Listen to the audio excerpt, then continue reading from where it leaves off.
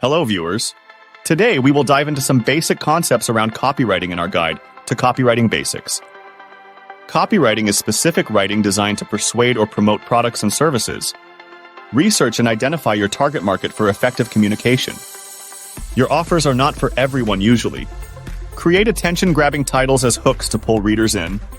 Design words, phrases, and sentences to encourage the desired audience for wanted actions. Refine copy for clarity and impact.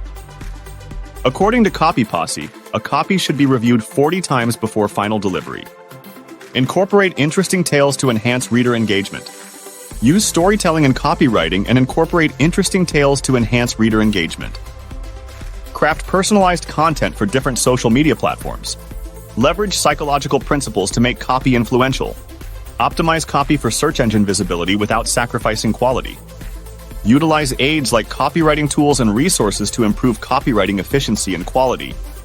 Overcome common obstacles faced in copywriting through up-to-date techniques. Stay tuned for more tips and tricks on copywriting basics.